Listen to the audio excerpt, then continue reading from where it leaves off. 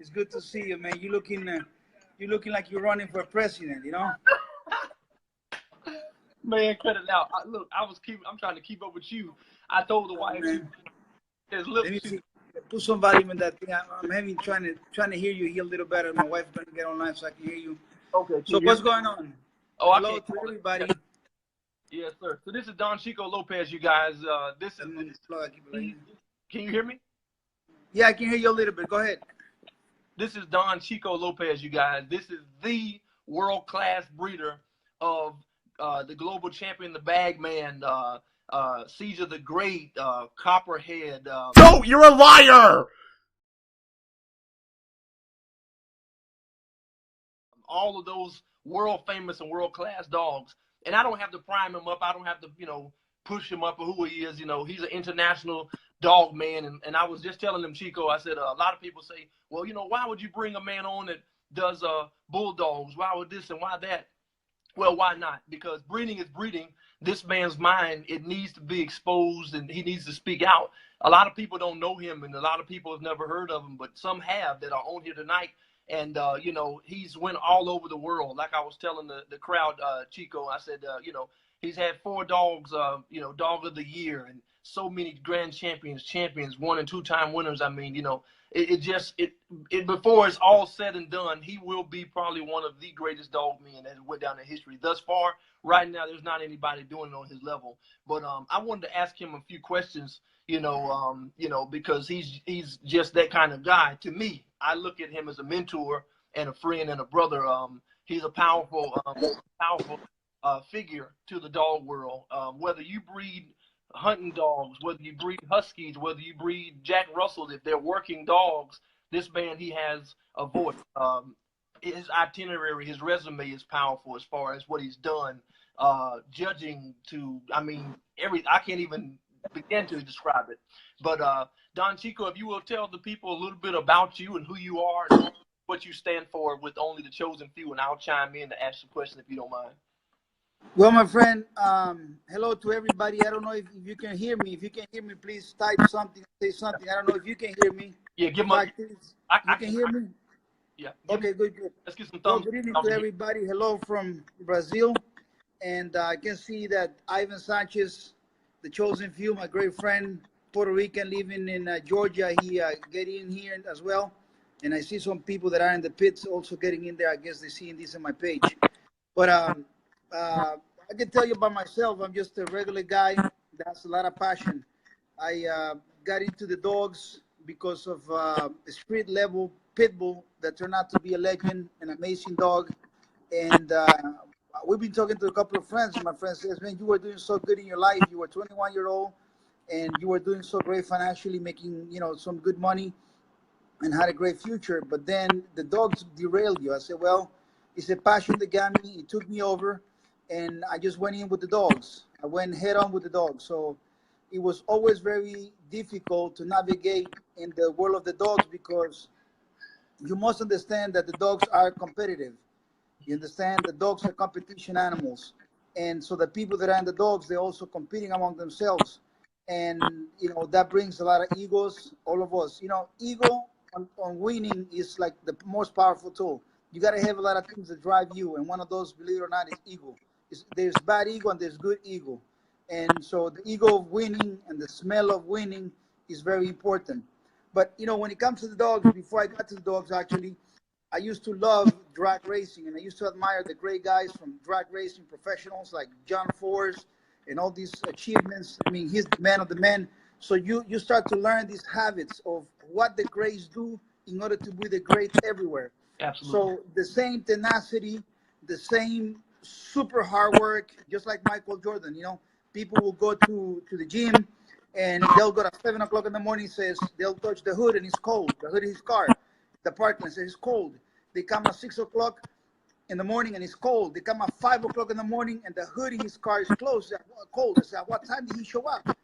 4:30 in the morning. Michael Jordan is already working in it. So you do have to pay your price. And one of the biggest faults that I discovered in the dogs was the people. The people in the dogs was the major hurdle for growth. And I discovered that early on.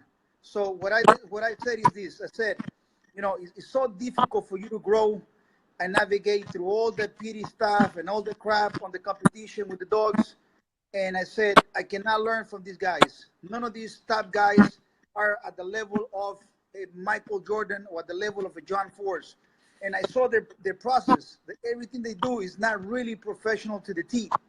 So I knew that I had to go through it myself. So I give you a condensated version. I did everything at the beginning with a lot of instinct, and my whole story is like a Forrest Gump type of story.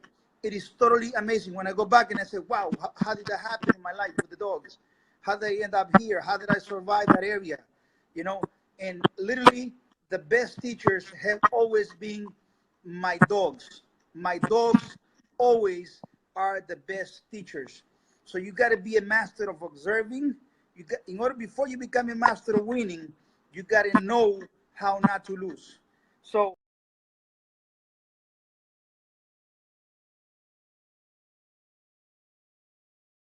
so there's three areas that I discover through my life. Three very special areas, and you can apply this to about just any animal. And it happens to the horseman. It happens to everybody.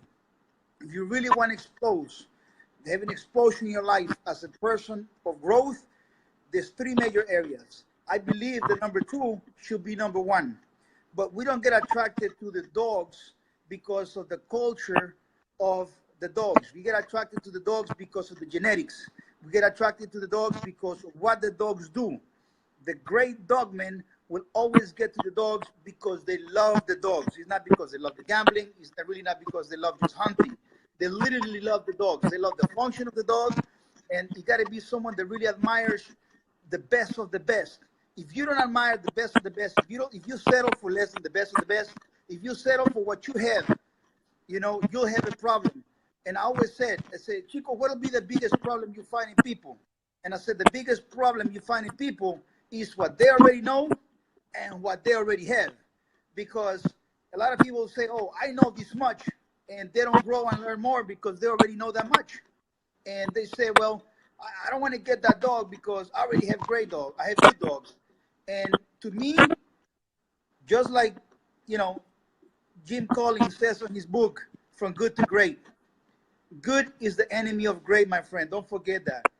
You have good schools. Because you have good schools, you don't have great schools. Because you have a good car, you don't have a great car. Because you have a good dog and you settle for the dog, you don't have a greater dog. So it's the same thing. So there's three different areas.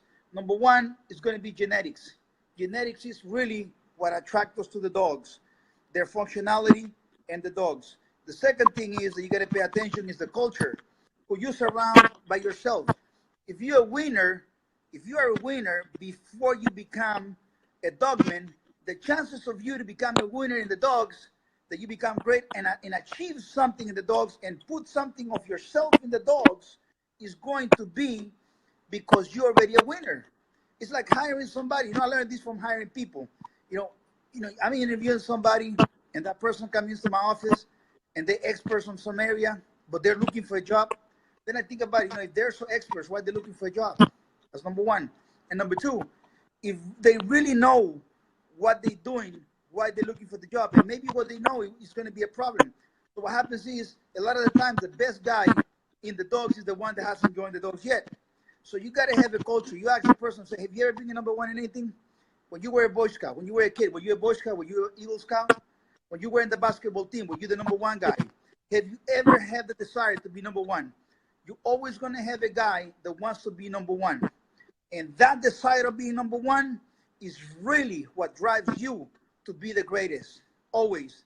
So your culture is very important for you to get the best genetics.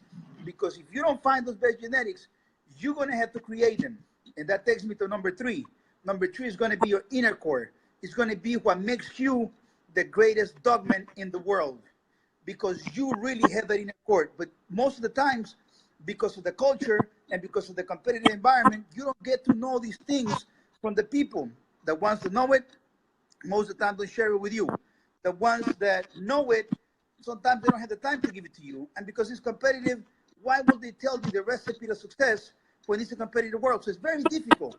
So the best thing I discovered was for me to walk with my dogs late at night, 3, 4 in the morning. I remember Victor Akar, good friend of mine, the owner of Grand Champion Mayday. He came and says, I got this call from Connecticut. At the time, I used to live in the Bronx.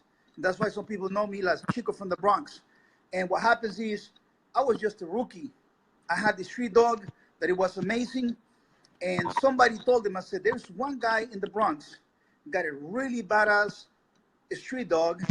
And the guy is buying dogs from everybody, paying top dollars.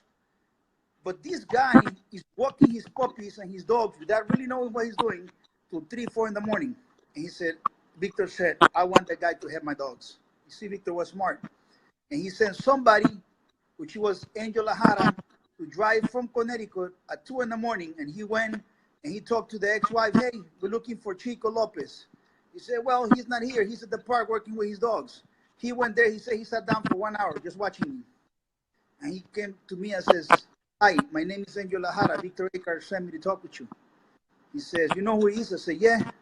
He said, the owner of Mayday. He said, yeah. He says, he's very interested on your growth. I've been watching you.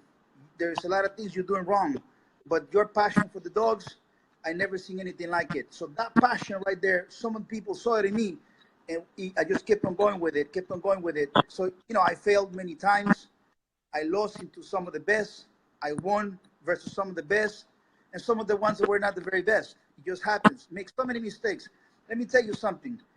You cannot learn how to win consistently if you don't know how to lose. And what happens is, every time I failed, I learned how to fail forward rather than failing backwards. Every lesson, it was there. My ego screwed me so many times. I will show up not prepared, and then I learn and I learn and learn. And as I go through a cycle of my life, and I finish this, and I say, you know what? I got all these grand champions, all these champions, being around the world several times.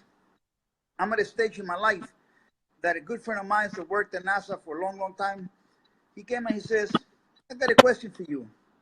He said, now that you hit the top and you almost like retire or whatever, you know, what would happen if somebody came and gave you one of your puppies that you had back when you were young at 21 years old?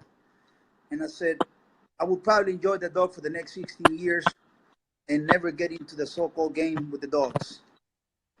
Being with the dogs pushed me to move from the Bronx to Texas, from Texas to Mexico, back to Texas, from Texas to Brazil, where I'm at right now, just because I needed to develop these dogs. I was not going to develop that in the United States. I was not going to be able to go and travel around the world living from the United States. So I wanted to be, and basically I will say, that phase of my life is over. I learned what I had to learn. I made things that I think when I look back and I say, how did I do that? I'm not able to do that anymore. Not because I'm older, just because it was magical, and magic sometimes only happens one time.